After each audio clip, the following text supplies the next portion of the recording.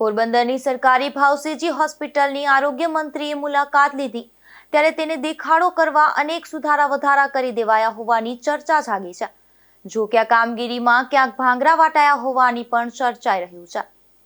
આરોગ્ય મંત્રીએ સારું લગાડવા માટે થઈ અને હોસ્પિટલમાં અનેકવિધ નવા સુધારા વધારા કર્યા હતા, જેમાં નવા બનાવાયેલા પોસ્ટમોર્ટમ રૂમ બહાર ચક્ષુદાન અને દેહદાનની જાગૃતિ માટેના બોર્ડ મૂક્યા છે।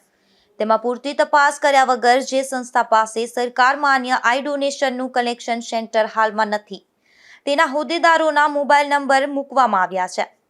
ચોંકાવનારી બાબત એ છે કે તેમાંના એક સેવાભાવી વ્યક્તિ તો અગાઉ મૃત્યુ પામ્યા છે, તેમ છતાં તેના મોબાઈલ નંબર મૂકી અને ચક્ષુદાન દેહદાન માટેનો સંપર્ક સાધવા જણાવાયું છે।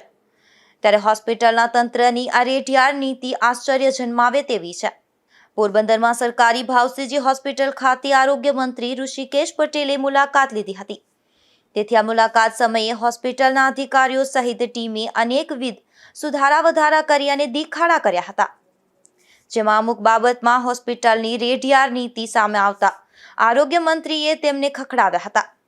તો હવે બીજી બાજુ એવું જાણવા મળ્યું છે કે નવા પોસ્ટમોર્ટમ રૂમ સામે ચક્ષુદાન અને દેહદાન માટેના બોર્ડ મૂકવામાં આવ્યા છે, જેમાંની માહિતી તદ્દન ખોટી છે। સ્વજનનું મૃત્યુ દુઃખદ હોય છે।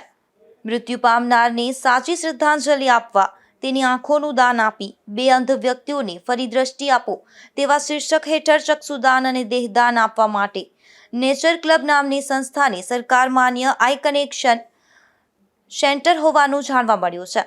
હકીકતે પોરબંદરમાં આ સંસ્થા અગાઉ ચક્ષુદાન અને દેહદાનની પ્રવૃત્તિમાં ખૂબ જ વધુ સક્રિય હતી, પરંતુ હાલમાં એવું જાણવા મળ્યું છે કે અત્યારે આઈ કનેક્શન સેન્ટર નેચર ક્લબ પાસે નથી। આટલું જ નહીં, પરંતુ બીજી ઘોર બેદરકારી સામે આવી છે કે દેહદાન ચક્ષુદાનના સંપર્કના નંબર મૂકવામાં આવ્યા છે, તેમાં સાજનભાઈ ઓડેદરા નામના સેવાભાવી આગેવાન તો અગાઉ મૃત્યુ પામી ચૂક્યા છે। તેથી મૃત્યુ પામેલા વ્યક્તિ દેહદાન કે ચક્ષુદાન લેવા કઈ રીતે આવે?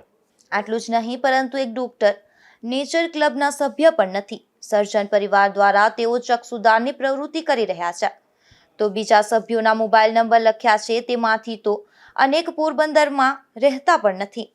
કોઈ મૃત્યુ પામ્યું હોય અને તેના સ્વજનો ચક્ષુદાન કરાવવા ઈચ્છતા હોય તો આ પ્રકારનું બોર્ડ જોઈ અને તેના મોબાઈલ નંબર વાંચી અને સ્વાભાવિક રીતે ગેરમાર્ગે દોરાતા હોય છે। આરોગ્ય મંત્રીએ હોસ્પિટલના અધિકારીઓને જાહેરમાં ખખડાવી અને ફરજ બહારનું ઇન્જેક્શન આપ્યું હોવા છતાં આવી અનેક ક્ષતિઓ અને બેદરકારીઓ સામે આવી છે। નિપુલ પોપટ સાથે અશોક થાનકી, ગુજરાત ન્યૂઝ, પોરબંદર।